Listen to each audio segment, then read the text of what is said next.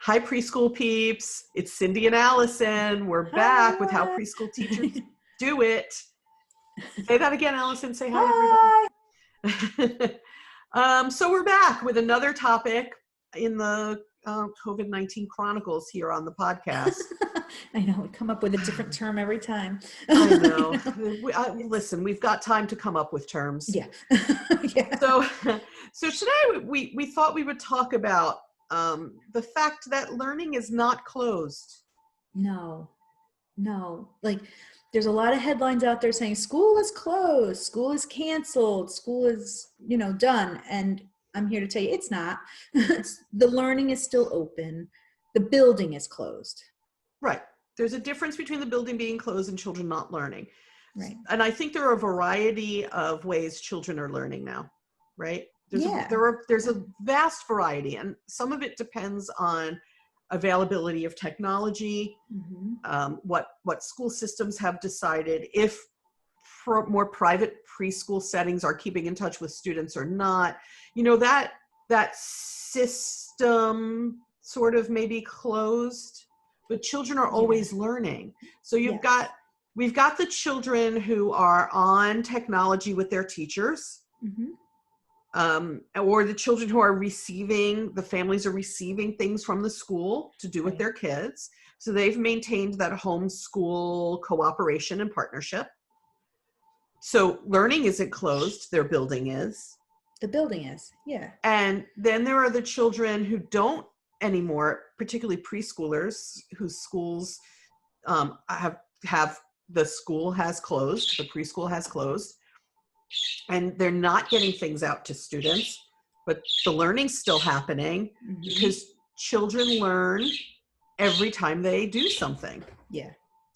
So we thought that we want to support people no matter what your connection is or isn't with the building. Yeah. Allison and I want to talk about children are learning all the time. They're learning all the time. Like from the second they wake up until the time they go to bed. Whether you have instruction from your teachers or not, they are learning just by being, just by playing, just by being, just by walking around. They are learning. They're learning by watching you. They're learning by observation. They're learning by doing things hands-on. They're learning no matter what. The learning is still happening. We always say in early childhood education that children do most of their learning through play, and it's still true. If you have the children in your house and they're playing, they're learning. They're experimenting with language. They're experimenting with roles. They are hands-on. They're like little scientists all the time, exploring and experimenting, and they're still doing that in your homes. Yeah. The difference, I think, between, and you can disagree with me if you want, Allison, but I think the difference between children doing that in a school building and children doing that at home is that hopefully your child's teachers have an education in how to extend what the children are doing so that we're adding to their learning, right? So it's called scaffolding is the buzzword in our education. When we scaffold, we start with what children already know and build upon that. Yeah. You still can do that at home and you still have every opportunity to, I think. Yeah. So and I, as a teacher, send home activities that are like that so the parents can start realizing like, oh, I can kind of do some of this stuff on my own. Like I'll send home like, here's like we were learning about rain. Here's a video about rain. Watch this video. Now go outside with your children. And like after it rains, like it was a video about like where the rain accumulates and what raindrops look like and stuff like that.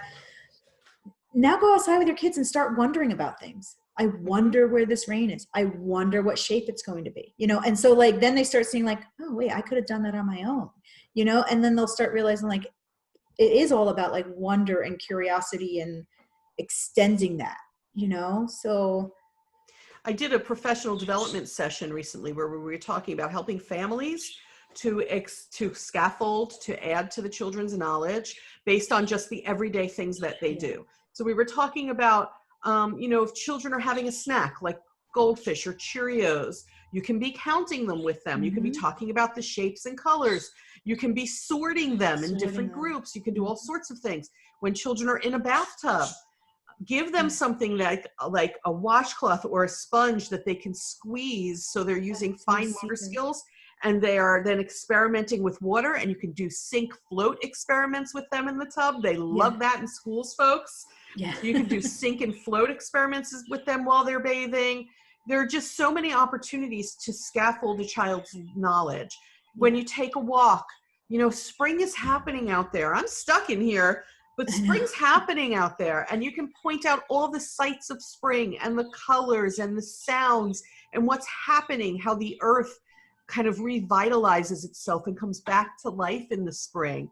There's so much learning that can take place in your day-to-day interactions with your children that even if you don't have contact with teachers right now, learning is not closed unless we all somehow diminish it. Children, though, are still learning every time they interact with their toys, every time they sit and talk to you. Conversation is so important to keep up their language skills and their critical thinking skills.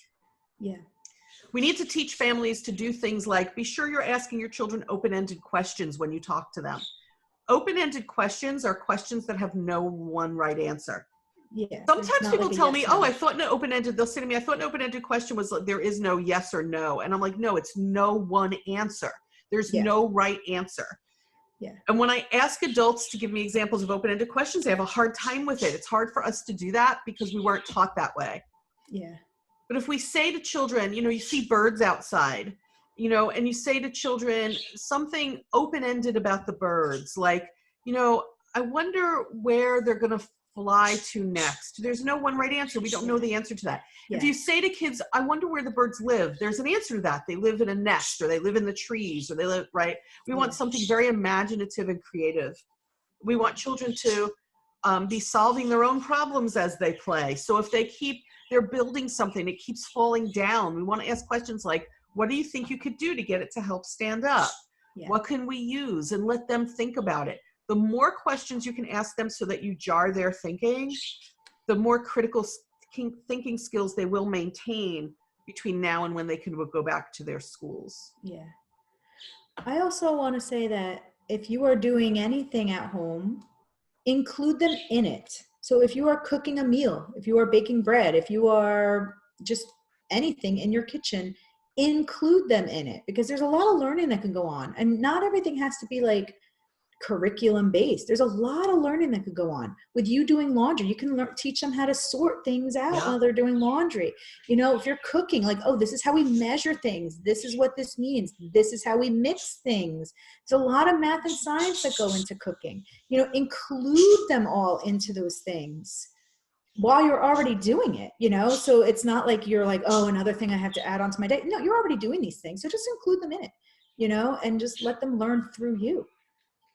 You know, the thing I worry about most, I think, is that children are learning about how to handle crisis by observing us.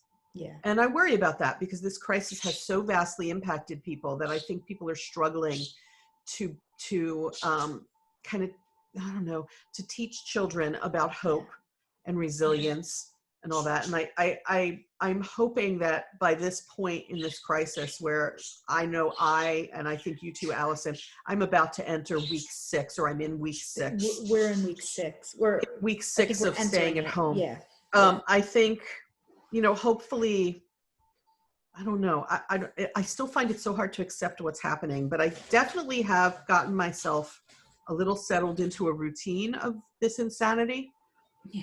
And I think if you looked at me 5 weeks ago and you look at me now, I'm different about it. God, I was a mess 5 weeks ago. I was even on here telling people I was a mess 5 weeks ago. I was a mess. I think everybody was a mess. I think everyone was. I'm some people still are a mess. And that's, if you're sitting here listening to this going, I feel like I am still a mess. Yeah, we're all in some ways still a mess, and that's totally okay. There's totally okay. But I'm a little better than I was. I'm a little better than I was. I'm a little better. At least have a routine and stuff. A routine is so important. Routine is very important. Adults and children, so important. Just stick with your routine. Yeah, definitely keep children in a routine if you can. And I think we need to be having intentional conversations with young children about hope. That that life is going to go on, and it may look a little different, but we're gonna be able to go back to other things pretty soon, hopefully, and that there is always hope. You know, there's always hope. And we need to be helping them to look at the good that may come from this. You know, Yeah. things like, you know, I know that you miss grandma, but just think about how happy it's going to be when we can all be with family again. It's going to be such a happy day. Yeah. And I think we have to kind of look optimistically as much as we can toward the future, with us as adults knowing that future is going to still be very challenging when we're allowed to be in rooms together until they have a vaccine for this. It's going to, they're a mini chat. Allison and I have been talking offline about what is preschool going to be like after this? What's our best guess? I told her I read an article from Denmark where they've started to send children back to school and what they're doing there with hourly hand washing and, you know, like temperature taking and stuff. It's going to be, oh gosh, so crazy. But I think that we have to help children adjust to that. Yeah. And I think as best we all can, and again, it's going to be a challenge because all of us have been traumatized by this, as best we can, we have to be examples of resilience for them when the time is right. Yeah. And I know that people are struggling with their mental health right now. I think we all are to some degree. I definitely am. Yeah. Right. I think we all are to some degree. And there's lots of information out there about when it's time to reach to a therapist. They're doing teletherapy. People can reach out for help if they need help. Our state set up a hotline for mental health. I don't know if other states have, but I know they announced that on Thursday or Friday, whatever day they announced school was different. But so there's a lot of resources out there that you can use if you need them. Please use them if you need them, because even doing that, even saying, I'm going to call for some help with how upset I'm feeling, teaches children something. It teaches them that asking for help is strength and not weakness. Right. So be the example of strength and reach out for the help that you need. And just say, sometimes everybody needs help. I think actually that's a wonderful example for young children who often need help. To say to them, sometimes everybody needs help and we need help. I know there are families now going for free food that have never had to do that before, going to food pantries, who never dreamed they were going to have to do that. And even explaining to children, you know, there's lots of places putting out food to help us and we're going to go get that help. Teaches children something important about reaching toward the people who want to help them. So I hope that you think about what can, even in the most horrible times that you may be having, what can we teach children from this that will actually help them in their future? Yeah. You know, I think the notion that learning is not closed and asking for help is strength are just two big ones right there. Yeah. It's so hard. It's just so hard. It is. And every day I know, and I'm sure it's true of you too, I hear stories from people every day in the work that I do of what people are going through and what their families are going through and having lost people and people who are sick and people who are worried about food and shelter. And it's truly horrible. Yeah. And I think, I wonder, here's what I wonder. I wonder if this young generation will come out of this with some lessons we did not learn because we never had to endure something like this as a child. Yeah, I actually agree with that. I think that everybody's talking about how, oh, these guys are going to be so behind and they're going to be so behind. And oh my goodness, what are they going to do? I honestly don't know if they'll be behind. I think they'll be ahead in a lot of different things that we weren't ahead because we didn't get these lessons when we were kids. So I think in certain aspects, they're going to be ahead of the game. They're going to have a totally different perspective of things that we never had because we didn't have to go through this. So in a way, they might be better. I wonder if one of their perspectives is going to be something that I remember talking to my son about once, but I never really grasped it myself, I think. I said to him, security is an illusion. You're never totally secure. I remember having this conversation with him. I think it was when he was job hunting after college. And I said, security is an illusion. You take a chance and you try things because even the people who feel most secure in their jobs, it's an illusion. You never know what's going to happen. But I don't know that I fully grasped what I was saying until now. Because there's many, many people out there that felt very, very secure until now. And So or maybe when you said that, the sense of security was a different type, you know, or the sense of insecurity or whatever, it was different than what we're experiencing now. So it like changed the meaning of what you were saying a little bit. And I think they may grow up with those lessons learned. So, so school is still in session. It's just the school of life a little more than it is a building. Right. Right? Right. Alison and I would love to know what you think children are learning. Yeah. Or what they will learn, and what you have been purposely maybe modeling or demonstrating for them. We would love to hear that. If you go to howpreschoolteachersdoit.com, there's a contact form. Please do contact us. Yeah. You can also like our Facebook page. Find us on there. We would love to hear from you.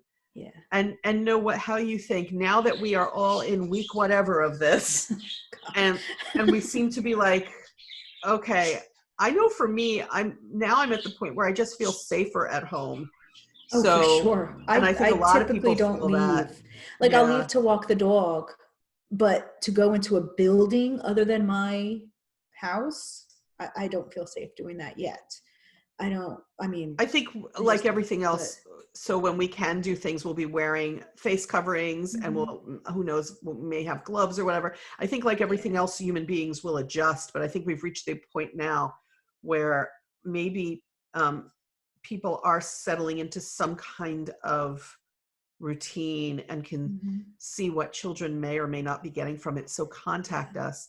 Please subscribe, share, whether you're on YouTube or your podcast carrier listening to us.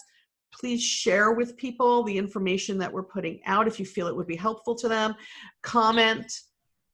Give us 5 stars. 5 stars. 5 stars. We still want 5 stars like before this crisis. That hasn't changed. See, Some not things have everything not changed. changes. See, take comfort Some things in that. don't change. We still want 5 stars. Yeah. And now on YouTube, I can actually look. I'm showing you 5. Okay, 5. Like a preschool teacher does. 5. So please do that. And Alison and I know I speak for both of us when I say we really are pleased that people are writing and letting us know that they find these episodes to be so helpful. We hope you continue to do that and you continue to stick with us through and after this crisis. Yeah. Take good care, preschool peeps. Yeah, stay well. Cover your faces. Cover your faces. Wash your hands. Now I'm doing what Alison does. I'm covering with my hands. And I did really good this episode, not using my hands. Cover. Take all the precautions that they tell you. Keep 6 feet away from people. Yeah. And keep up the hunt for paper goods and cleaning products. That's so true. Right? Keep up the hunt. Keep up the good fight, folks. And we will catch you next time on the podcast. Take care, peeps. Bye, peeps.